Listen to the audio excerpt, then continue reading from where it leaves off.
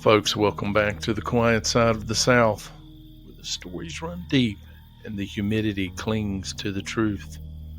Tonight, we're not just looking at crime scenes, we're exploring places meant for finality, for peace, for eternal silence. Cemeteries. There's a dark, unsettling poetry to a body being found among headstones. It's a violation of the sacred, a killer's ultimate disrespect.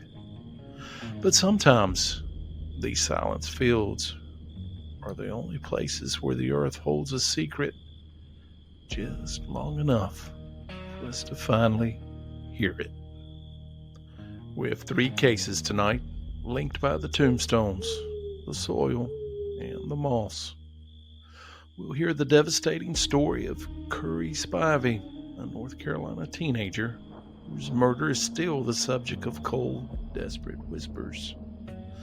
We'll follow the investigation that gave the DeKalb County cemetery child, William Deshawn Hamilton, back his stolen identity. And we'll learn about Margaret Fetterolf, the girl found outside a quiet Maryland cemetery gate, whose name was only spoken after 45 years of heartbreaking silence.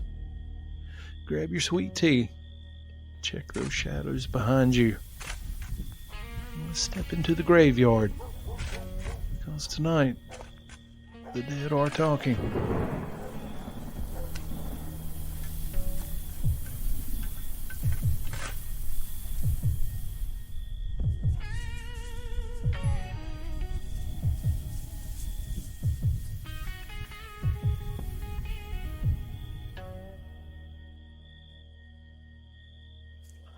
New Bern sits where the waters gather, stitched between the Neuse and the Trent rivers. A place where storms roll in like old debts that have come due. The humid air clings to secrets here. In the town's past, it often feels closer than its future. Folks there still talk about the cemetery on Cypress Street, the one where the moss hangs low enough to brush a man's shoulders. And they whisper things that a person rather not hear. But that's where they found him. Curry Spivey was just 15 years old, a lanky boy with a quick grin, a little wild just around the edges, a little too trusting for his own good. In October 1991, Curry slipped out for a short walk. Kind of harmless errand teenage boys make without thinking. Curry never made it home. The next morning, the groundskeeper walked the cemetery path like he had done every day for years. Only this time, he wasn't alone. Curry's body lay near the rear tree line, not tucked away or hidden, but placed, as though someone wanted him found, just not saved.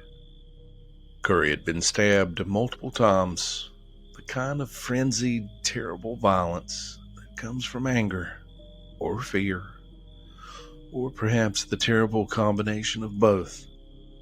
Law enforcement descended on the cemetery, boots scuffling between headstones, radios crackling under the weight unanswered questions. The people of New Bern watched from behind porch screens and parted curtains, whispering that violence this brutal wasn't supposed to visit children, and certainly not in a place meant for eternal peace. The investigation churned for decades. Leads flickered like candle wax drowning in their own wax. Rumors persisted of an older man Curry had been seen talking to, of neighborhood tensions, of a secret someone was too afraid to carry, but too terrified to confess. The cemetery itself became a terrible, lasting scar on the heart of New Bern, a terrible reminder that even in a place where people were laid to rest, is no escape from the violence of the living. Curry's family have endured decades of grief. They've never stopped fighting. They speak his name. They continue to remind investigators that their boy has not faded into the background of a forgotten file. Today, Curry Spivey's murder remains a cold case. The evidence, those precious fibers and traces collected from that sacred ground, they have been retested and re-examined countless times. Utilizing new forensic technology, well, it didn't exist in 1991. Yet the essential heartbreaking mystery remains. No suspect has ever been charged. No one's ever confessed. The truth of who killed Curry Spivey and why remains trapped somewhere between the river's fog and the quiet, permanent tombstones of that cemetery. And if you talk to anyone in New Bern long enough, they'll tell you that graveyard hasn't felt the same since. The question of who took Curry Spivey's life is one of the town's heaviest, longest kept secrets, resting silently just among the dead.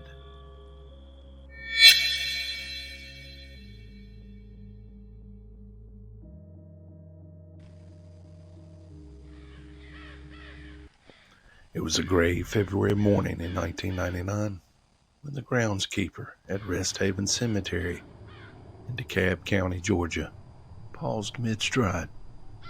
Something in the air felt wrong, off balance, like a whisper carried on a cold wind. There, behind a row of old tombstones by a shallow depression in the earth, was fresh dirt in a place meant only for the long buried. He brushed the soil aside. Then he saw a tiny boot. Then a small arm. A child, a little boy, wrapped in nothing but the bitter winter cold. Authorities determined he was around 6 years old. Small, quiet, as if the world had never been loud around him. No matching missing child report. No frantic parent looking for a son. Nothing. He was alone in life, and at first, alone in death. Detectives combed through the school records, the shelters, daycare rosters, but no one claimed him.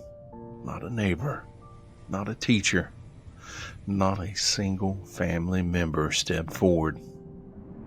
He became known only as the DeKalb County Cemetery Child, just a nickname to fill the space where his real name should have been. But there were clues, and if you looked close enough, fibers on his clothing suggested movement, travel along the southeastern belt. His small body showed signs of neglect. Whispers began to drift between Georgia and the Carolinas, Tennessee, and Alabama. Anywhere a child could go missing without paperwork, without noise, without a trace. And still, nothing. For 23 years, that little boy lay under a marker that read only one word: unknown. But thankfully, the South has long memories. And some graves do not stay silent forever. In 2022, detectives exhumed him gently, respectfully, hoping the new world of forensic genealogy could give breath to a name stolen long ago. And this time, it worked. Through fragments of bone, through DNA threaded like ghost light, they found his family line. And finally, the grave had a name: William Deshawn Hamilton, 6 years old, from Charlotte, North Carolina. He had last been seen alive in 1998, left in the care of a woman later identified as his mother, a mother who vanished soon after, a mother who had yet to be found during all those years. When the truth surfaced, investigators realized the heartbreaking reality. William had been missing, and no one reported him missing. No school called. No relatives filed anything. No one spoke his name aloud. He disappeared from the world before he was ever given the chance to belong to it. Even with his identity restored, the main question still hangs in the cold Georgia air. How does a little boy from North Carolina end up buried in a cemetery in another state? Quietly, secretly, and without a soul sounding the alarm. Some say the person responsible chose the cemetery out of fear. Some say out of convenience. Others think maybe, just maybe, they believed laying him among the graves was an act of twisted mercy. But in the deep South, cemeteries talk, the trees listen, and the stones whisper. And the earth keeps its own set of secrets, none heavier than the small, silent weight of William Deshawn Hamilton. His mother, Teresa Ann Bailey Black, was arrested and charged with murder, child cruelty, aggravated assault, and concealing William's death. And in January 2024, Teresa Black was found guilty of concealing William's death, but not guilty of any of the other charges. She was sentenced to 10 years in prison, the maximum sentence allowed under Georgia law.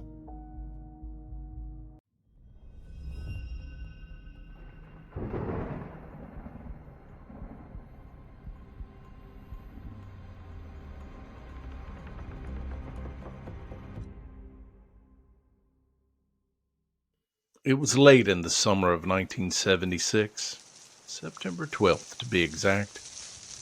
The kind of heat that clings to Maryland even when autumn is trying to push its way in. In the tree-lined suburb of Woodlawn, just outside Baltimore, a cemetery groundskeeper made his morning rounds near the back entrance off Dogwood Road. Not the grand iron gate, no, this was the quiet one.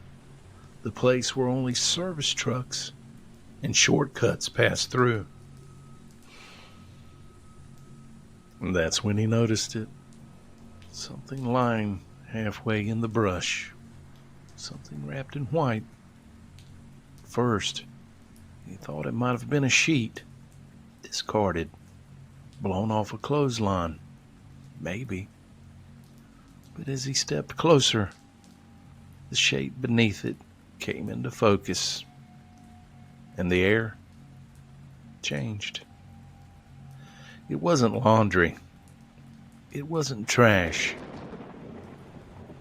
It was a body, a young woman, fully clothed, no identification, no purse, no sign of who she was or who she could have been. There were marks on her, the unmistakable bruising of blunt force trauma, and the definitive, devastating signs of ligature strangulation. But here's the part that chilled investigators. She hadn't been killed there. There was no blood, no signs of struggle, no imprint of panic left in the soil. Whoever murdered this girl had done it somewhere else, and then brought her here to a quiet cemetery gate, the very threshold between the living and the long dead.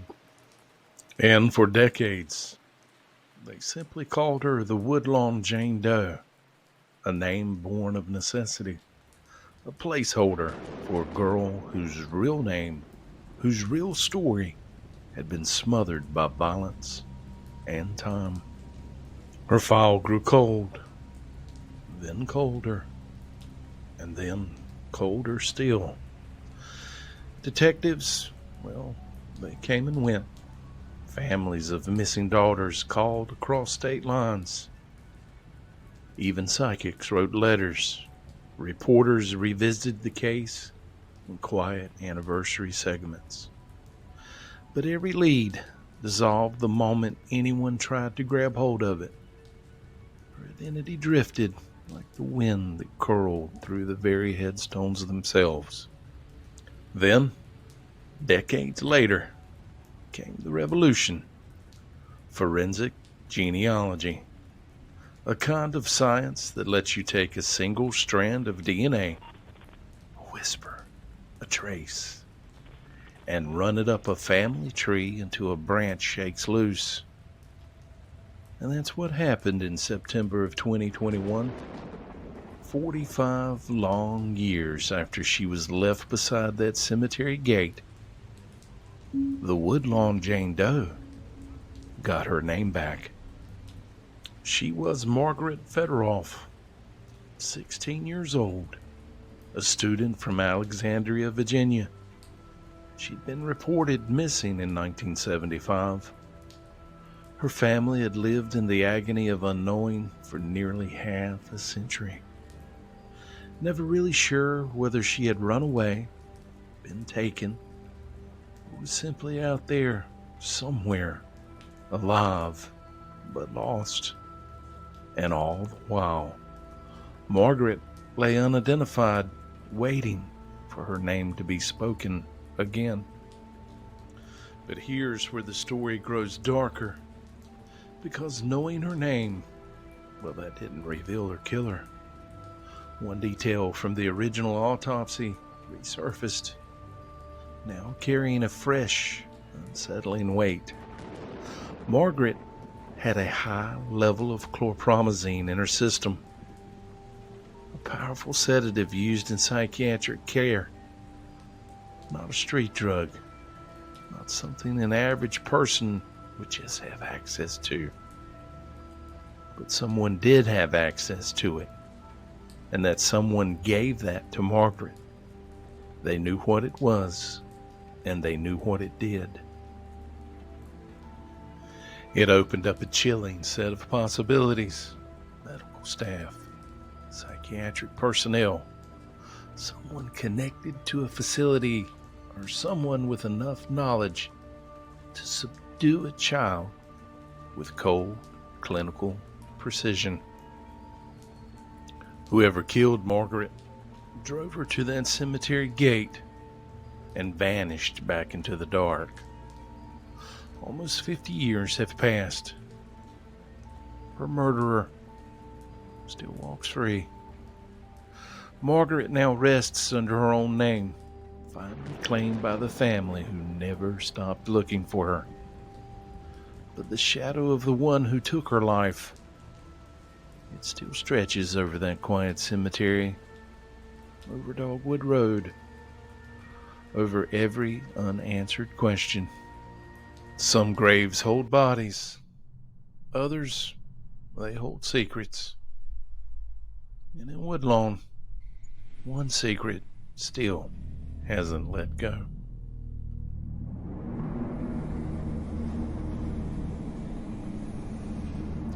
And we've reached the end.